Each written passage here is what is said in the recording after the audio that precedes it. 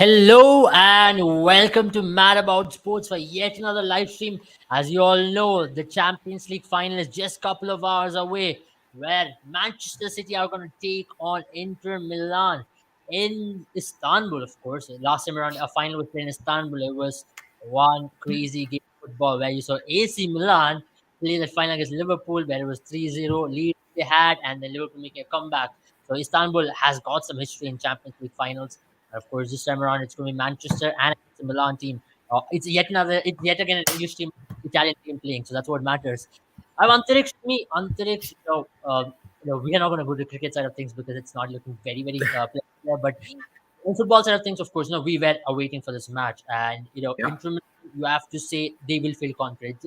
Though they know they are playing against possibly one of the best teams in Europe, but it is just one-off game right now. yeah, Both on a level footing. It's 50-50 to start over with, and you have to say yeah, there's no advantage anyone at this point to see. absolutely.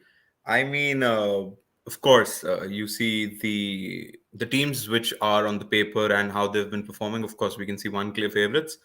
But as we've discussed many times, these finals are played on the day. So, of course, I would still believe that maybe City go as favorites, but there's a different meaning to favorites in finals, if you know what I mean. Yeah, yeah, yeah, Knockout, not even mm, knockout, just finals in particular. I mean, favorites yeah. is something different when we talk about finals. And of course, being favorites in a final also brings unnecessary pressure. So that's that. And when you have a monkey on the back like City does and Guardiola does in terms of winning that Champions League, and I think football history being on the line for them, I mean, that added pressure and stuff. So yeah, I get how you're saying that there are no particular favorites in the game. So yeah, Absolutely. But let's start off by talking about Inter Milan. We've yeah, spoken about City a lot of times in the stream, time and time again. But one team we've not really focused a lot has been Inter Milan. yeah, Let's look at some of their runs. Let's look at the Champions League one to start off with. They have conceded close to 10 goals, but you have to say majority of those goals came in the first half in the group stages where they were taking yeah, on Bayern Munich and when they played Barcelona in a couple of games as well. But other than that, they've maintained clean sheets more often than not, 8 clean sheets as you see it. The goals though they consider 10 goals, they also kept 8 clean sheets. At the same time, if you look, they've really been a compact for a team. They've scored enough amount of goals as well, just enough to get those wins. You have to talk about Çalhanoğlu there. You have to talk about Mkhitaryan, the midfield with Barella. They have been extremely compact as a team, and also under Inzaghi, you can say they're pragmatic, but pragmatic enough to get those results. Don't play one of those boring brands of football where they park the bus and really annoy, but they capitalize on moments. They capitalize on set pieces. They capitalize on these yeah. big moments, and they know when to really press the trigger. And also, they are pretty good in transition, especially on attacking transitions. If they have to attack from the back, they've been doing that pretty well, isn't it? Absolutely. And as you said, playing defensive, boring, counter-attacking football and, being pragmatic the way Inter Milan have been are two different things. So I agree with you. They play like an Italian team does over the years and how they're defense first, if that's how we go. But they don't just set back for the purpose of setting back.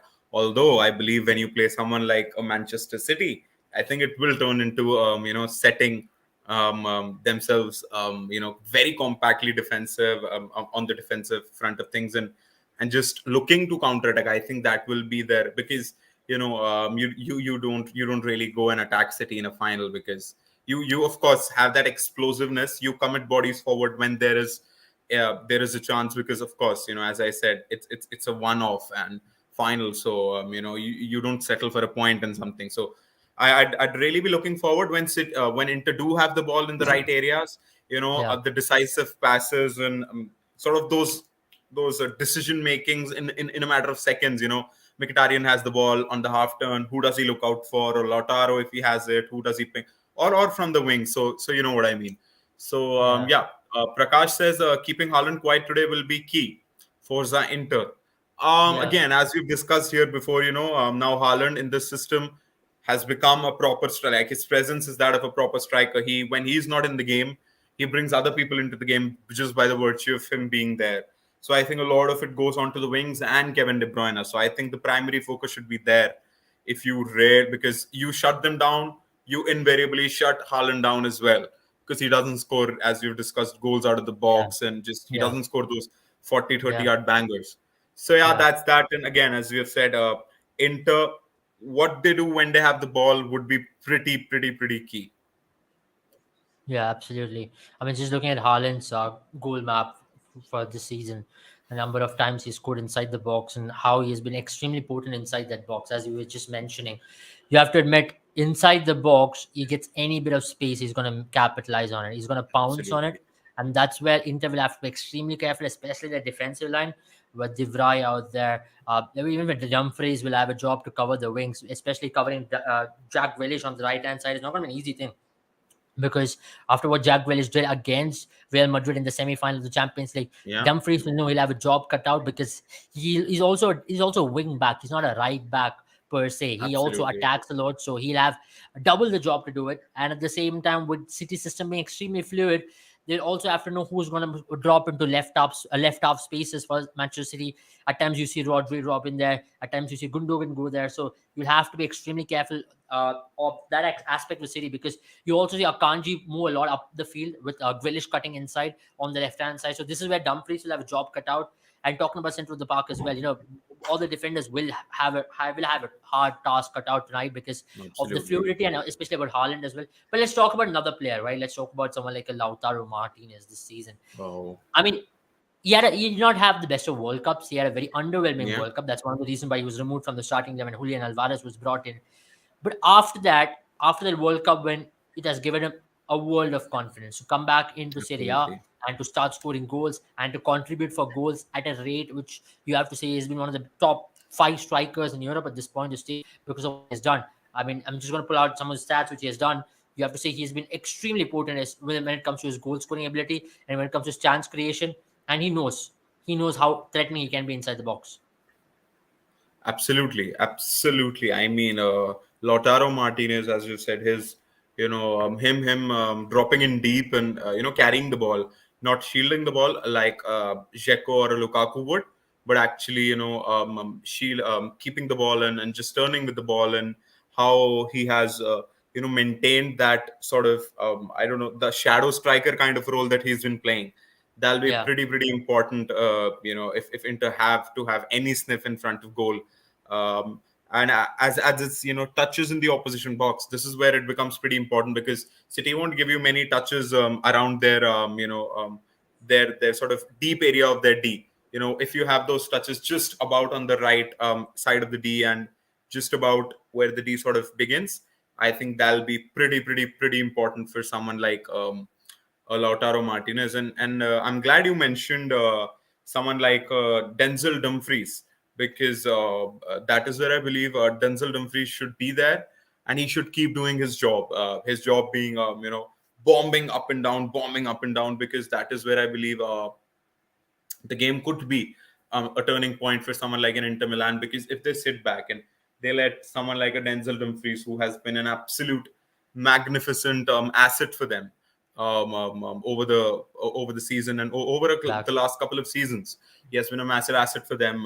So if he keeps on being on the defensive side, that's no use. When he is up front, when he's going and bombing those wing areas, it also prevents from someone like an Akanji or an Ake or whoever plays of committing forward because they're naturally defensive players. If you give them the space, they'll Hmm. go. But when they have something to look out at the back as well, that is when they'll be sort of on their toes. Should we go? Should we not? Because if you sit back, City is just going to bomb you. So of course you sit back, you are compact, but you also give the run into the likes of Dumfries because you don't really want Dumfries to actually be in a situation where he like 80% of his game goes into defending because that's not his Yeah. main asset. So I think Hmm. bombing up and down the wing, that will be really important. And it's like attack is the best form of defense in that particular specimen. I'd say for Yeah. someone like an Inter Milan. So yeah, Absolutely. I mean, you have to admit that even if you look at Inter Milan, the recent games they played, even as AC Milan, both the legs, yeah, yeah, you can say in the second leg, especially, they were much more compact as a team. But in the yeah, first leg, they were able to take those chances. They were more direct, especially in terms of their football in the first half. You saw what they can do when they play absolutely, that positive brand of football as well. So that's why you have to really take a note and say, yeah, you give them the extra bit of time. You make them play that positive football where they can go up because in the defensive side of things you have in Acerbi, you have in Bastoni who are extremely solid. They've had an excellent season throughout. They've absolutely, not really made a lot of mistakes, and especially Bastoni, the kind of performance he has put in the Champions League knockout so far, he's a leader in himself. He really commands absolutely. the respect. He really positions himself well, especially in covering those spaces as a right centre back and left centre back. And that's where you have to admit that him linking up play with someone like a Sherby or moving up field with Dimarco has been excellent for the Inter Milan team. But Absolutely. let's talk about Inter Milan's midfield, right? I mean, sometimes we don't give that team enough credit because they've got a very good midfield. They've got Çalhanoğlu, Yeah. Mkhitaryan, and Barella. This trio, you're talking about a Brozovic who's not yet, who don't really make it the starting 11 these days because these three people have done extremely well. How big a factor they are going to be in today's game? Because these three can create moments, put a ball in, put a long ball in right into Lautaro Martinez, beat the defensive line, and then maybe score a goal there. So that's what we're talking about. That's the kind of quality these three have. Yeah, yeah, absolutely, man. And who knows? Of course, it may be an unpopular opinion, and most probably may not happen. But Brozovic, we've seen whenever he comes in with his experience, with the experience he has, he dictates whatever the tempo of the game is. And for someone like an Inter Milan, he rolls the ball, he recycles the ball pretty well. He's sort of their B-Tech version of Rodri, if I may. So for them, he plays a role which no other member in the team plays. So maybe you could see, I don't, because of the sheer quality of the present three in the midfield, they could go four in the midfield because they don't really want. I mean, if you look on paper, they wouldn't really want someone like a Dzeko or a Lukaku who are pretty slow in their sort of build up and against if they're trying to counter attack against a City side who'll be much ahead in terms of the field they'll cover. So we may see Martinez the sole forward and four in the midfield because it's going to be one heck of a midfield battle. We know how Stones just goes in with Gundogan and with Rodri and then Gundogan and De Bruyne forward and then Grealish and Bernardo bombing the wings and slash the attacking midfield zones, those attacking zones. So who knows? Who knows? They may as well go four. But if we just talk about the persistent three, which has been playing till now, I think they're fantastic in their sort of the bomb they've gotten themselves. But as we know with City, you don't want to get overrun by them. They just outnumber you. John Stones, like I don't care, man. I was crying Luka Modric in the FA Cup final whenever John Stones touched the ball because he was being one. It's what Guardiola does with these players, man. Hands down, हाथ जोड़ लिए मैंने. That guy just can turn anyone into anyone Yeah. according to the game. He just makes football feel like such a simple game that you have football here and you just need to do a couple of passes. What John Stones does, he doesn't dribble the ball around, he doesn't ping passes, he doesn't score worldies. He just does simple passes. He takes the ball forward, he doesn't cut many plays, he just drags the. But it's the positioning, it's the running off the ball, it's the position he takes. It's just fantastic. And on the defensive side of things, of course, he's a centre back. He does that pretty well. So, man, you Yeah, just don't want to be overrun in that City midfield. That's where I believe, Çalhanoğlu, who is attack minded. Then you also see Mkhitaryan, who's attack minded. Barella, who likes a dart forward here and there as well. Although he wins the ball pretty well, as we've seen in the yeah, Milan derby. So yeah. I think they would need some sort of defensive stability. It may be in the form of a Brozovic or them sort of being trained in a way that, hey guys, we need the attacking output, but also see defensively as to how we go forward Yeah. about it. So yes, man, it's going to be interesting as to what Inzaghi does and how he sets it up, how he sort of maybe the change of personnel or the personnel changing. So let's see. Absolutely, absolutely. Let's go to City side of things because Inter Milan have Yeah, had a good season. Now, if you pull out City as well, let's pull out their stat, which I earlier pulled up. Very good season. If you look at the way they played, 31 goals, five only considered, seven clean sheets. When you talk about past personnel, they've been way above the rest. And even when you talk about the discipline, they've been good. So you have to admit, City has been the most attractive team to watch in oh Europe at this point. Just absolutely, saw the game against Real Madrid, FA Cup final. They're coming off some big wins now. They're coming off some massive wins to win FA Cup a absolutely, week ago, and the way in which they started off the FA Cup with that momentum they had with Gundogan scoring in 12 seconds, you have to admit that City really wants to go out there and make a statement from the very word absolutely. go. That's one thing which is very clear about City right now. They would want to play with that amount of swagger as well. You think this could be a KG affair from City, or City would want to go out there and make a statement like what they did against Real Madrid in the first half or second leg? Oh, absolutely. I mean, what City is doing. It just pains me as a United fan to say this, but what a time to be alive as a City fan. What a time! Like, just look like that. This is Champions League. that's where I sort of hate these pundits and biased fans and people with an agenda say, "Oh, City hasn't won the." Just look at the brand. Of course, at the end of the day, it's the trophies that count, and of course, there'll be a lot of debate if they do end up losing tomorrow or something. But just it's plus 26 of a goal difference in Champions League, and you're into the finale. I mean, come on, this is Europe's finest teams. You just can't. You just you just can't say that City haven't sort of. I would go to the extent of saying deserved the title. Over a long period of time for the past 2 3 years, how they've made regular appearances. Of course, again, I reiterate the point that doesn't give you trophies, and it's the finals and the semi and big games and what you do in those what matters 10 years down the line, 20 years down the line. But of course, I mean, I'm just a fan. It pains to the highest degree to say that, but the way they've like even last year, I said it earlier as well. The last year, how they played against Real Madrid, they just Yeah. thrashed them. It was I just mean, the absence of a you are also striker. seeing a different version of Manchester City, isn't it? Because let's talk about that FA Cup Absolutely, final, because that's one of the best games you can talk about. You don't want to draw a reference, a final, a big game. You got a 2-1 lead in the 53rd minute, and the way you managed that lead was so absolutely. They look like a unlike City. Like, European team now. They look like a European drill team who like a Champions League team now, who just doesn't go out there to impress, but also goes out there to win it at any cost. Not win in just their own way, but they're ready to play the Atletico Madrid side of things as well if needed. So yeah, I mean that for me makes them scary because they know how to manage a game. They may not do it the way Atletico does or the other teams do. yeah, They just would kill you by recycling the ball. And when they don't have it, their off the ball discipline is one of the best ever I've seen. How De Bruyne tracks back, how they run, how Bernardo Silva, how Grealish, who was someone who was, accused of being a lazy kind of a guy at Aston Villa and too full of himself kind of that personality.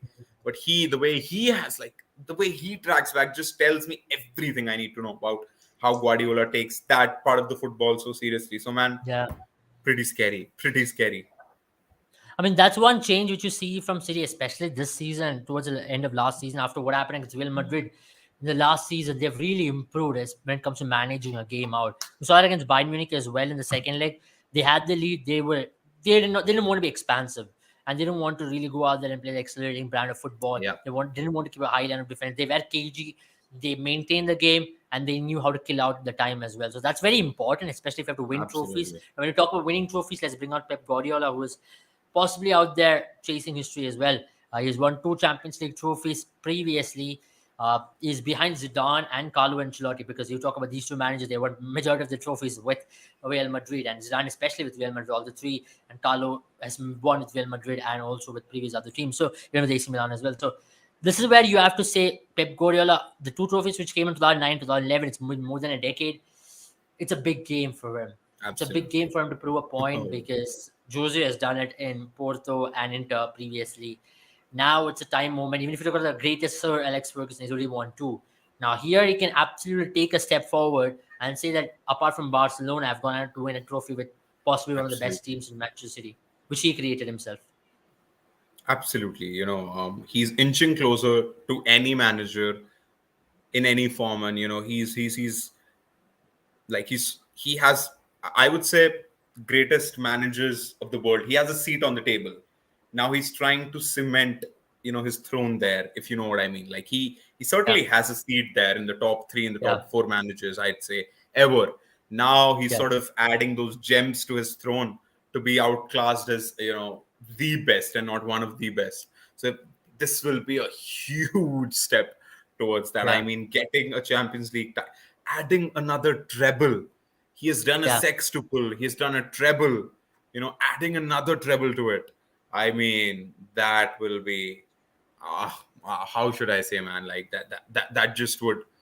I don't know, man. People would still have differing opinions about who's the greatest and stuff. But considering the fact that Guardiola just I mean it isn't a mind-blowing stat, but remember Guardiola has never been sacked. He doesn't look near to being sacked. So consider that. So consider the fact that he's still going to manage probably for another 10, 15 years. Yeah. If we take it conservatively, if he goes in the age of someone like a Roy Hodgson, he might as well end up with some 100, 120 trophies. But he has to go into international football as well. He might put his hand there and win some. I mean, he would Yeah. just be on the cusp of being called the greatest. Of course, Chile isn't miles ahead of everyone. People would still have differing opinions. They always do. But Yeah. I mean, having three Champions Leagues with two different teams, having three trebles, one sextuple to it, destroying English football like never before. Of course, apart from Sir Alex, but in his own way like never before. Winning Yeah. the English treble, Yeah. doing the English double most number of times, three-peat. I mean, who God knows how long he's going to stay at City more. Legacy, Yeah. he's created a legacy for himself. He could really just cement and just add that, I would say, Kohinoor on the Yeah. center of his Mm. throne at Manchester on the blue side. Yeah. Absolutely. I mean, what he would want to go and do is to keep things simple. I mean, the last Champions League final when they played against Chelsea, one of the biggest criticism was to play Gundogan as a number six against a Chelsea team where Rodri was available, and that really did not work well for Manchester City. And when they went on to lose, again the tag came of overthinking and overdoing things for Pep Guardiola, Hmm. which is not a good sign to have, because that you felt like was the season where City could have possibly won it. Because Yeah. Chelsea was not coming off the best of times. They were in a turmoil like season. They Yeah. had a new manager in Tuchel. You just defeated Paris Saint Germain, who was possibly one of the best teams of that season, and you were coming to that final, and you again kind of messed it up. You will say so in that final where you could have done a lot better, especially when it comes to you Hmm. being a lot more attacking up front. But this season is totally different. You have a striker, you have a Haaland. The system is different. You're much more fluid and adaptive, and that's why I think City I would have grown in age. Two Champions League finals in 3 seasons, and also one Hmm. Champions League semi-final where you almost made it. You have to say they're slowly creating a legacy, and the consistency factor is right up there. Now it's just about getting that trophy. Maybe once you get the monkey off the back, you can go on runs, and that's something which we have seen with a Exactly. lot of some of the great teams in the world. So it's about just getting that first star on the badge and see how things go from there on. And if Manchester are able to achieve it tonight, then Pep Guardiola will definitely have a soul to say, and he can possibly cement himself as one of the greatest who have ever managed a team. Now that's Absolutely. what we're talking about tonight. Finally, Antariksh, any predictions for tonight? Because I know it's very tough. It's extremely tough to do it. So, but if you have anything, I let's leave it, man. Let's leave the predictions for today. I mean, I don't know, man. Let's have a good game of football, and yeah, let's go on with it. Let's reserve our predictions for the review of the game. yeah, that should Yeah, be let's posted tomorrow evening or something like that. So because absolutely, tomorrow, absolutely. remember, we'll also be doing a WTC review very soon. So yeah, next 24 hours is very critical. You have a WTC final day, then you have a Champions League final now Yeah, in a few hours time. So it's that kind of a weekend, isn't it? So it's end of the yeah. sporting season as well officially for India and even for the footballing season. So officially the sporting season has come to an end. And just special mention, West Ham winning their first major trophy in 43 years, Declan Rice lifting it. What a moment that was for the Iron Fist. You know, that was big day for English football as well, for West Ham to win it. I mean, any thoughts on that victory before we end the live about West Ham and how they've really Oh managed to do yeah. it? I mean, I love the Conference League in these terms. I think it has given the teams like West Ham a chance. I hated when Roma won it because it was like Mourinho just not having the greatest of seasons, but being able to claim that he won a European trophy. But West Ham is the perfect example of what I want in teams when they win it, because they were in a relegation scrap. They got out of it comfortably, obviously, but now they're going to play Europa League, and that'll be fantastic. David Moyes, someone like a David Moyes, I mean, it was so nice. I never knew, who knew David Moyes had a dad. He had his Yeah, dad celebrating. yeah. He almost seemed like David Moyes 10 years into management, more First into ever management. medal as a manager, so that's Yeah, massive, so I mean, massive. so deserving.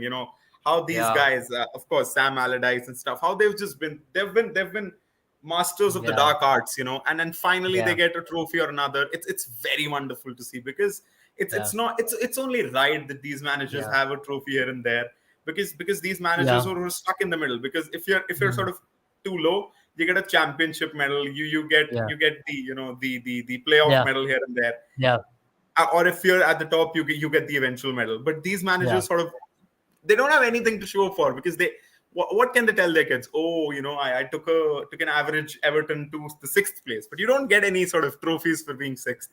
So very like I was overjoyed, man. And Yeah, what a drastic finish to the game. yeah, Good advertisement for UEFA for their new competition in Europe, and yeah, perfect. Just yeah, loved it, man. absolutely. It's just something about English teams that you support them in these competitions, and yeah, it's just nice when they win it. It was beautiful because why I say that in particular is because in top leagues, it's so hard to compete against a big team for the smaller ones. Financially, everything was they are handicapped. So the only possible way in which they can get trophies is through this model. Or else, if Absolutely, you're talking about West Ham in Champions League, do you really reckon they have a chance? They absolutely not. Even in the Premier League, the big boys have the money and they buy all the players. They're on top of the thing. They're top of the absolutely, league. They are doing the top four right. If you look at the top four teams who made it to the Champions League, this year all have splurged money. Now that's where you want our teams. You want stories like Fiorentina. You want stories like West Ham, or even even Sevilla was a beautiful story for that matter. You don't see Sevilla winning a Champions League in the recent past or anything like that. You of want to course, see stories like this because it really means something to football. You want to absolutely. see smaller teams do well. That's why it gives meaning. It gives meaning to these fans. These fans have been winning for 43 odd years, and for them to finally win a European trophy as well, oh, it's incredible. And Declan Rice being the youngest ever captain to lift it, so Wow, now a beautiful farewell perfect. for him to leave the club now to Yeah, go to Bayern Munich most likely. So you have to say he did Arsenal, everything right. Arsenal. Yeah, either way. Either way, wherever he goes, he's definitely going as a hero of West Ham. He's definitely going to Absolutely, be remembered in the history books. So that's a beautiful absolutely. way to end it. Perfect, Uh, perfect way. that's about it. That's about it from us. We will be joining you guys very soon, maybe tomorrow, day after tomorrow. We'll do a review of the Champions League final and also WTC final. Hope City wins for me and also India does well for all of us Absolutely. because Virat Kohli is batting at 44, looking very good with Ajinkya Rahane. If these both boys continue, former captain and Absolutely. vice captain of Team India, if they continue, let's hope we are at the cusp of. We do something. At least we don't lose the match. At least draw. We'll do it. I don't want to lose another I ICC mean, final. That's why. if we do get to the end of the day, I think we'll win it. Like if we survive till the end of the day, so draw is I hope, unlikely. it's more 280 runs, and it's quite possible to score 280 runs in a Of day course. with the love Jadeja What happens if we draw? Is the trophy shared? trophy shared. Not a bad thing. Right. Nonetheless, Yeah. thank you, Antariksh. Have a good time, all of you. Thank you for all the Thank you. comments as well. We'll catch you all very soon. And do not forget to subscribe to this channel and also follow our More About Sports page on Instagram. And do check out our courses on sports analytics, which we are partnering with Rajasthan Royals for cricket. And also, if you're an aspiring football analyst, do check out our courses because you could be in the dugout with some of the great coaches, devising strategies and tactics for a big final like this. So that's what if you really aspire to be, do check the courses out. Bye bye, all of you, and have a good night. Bye bye.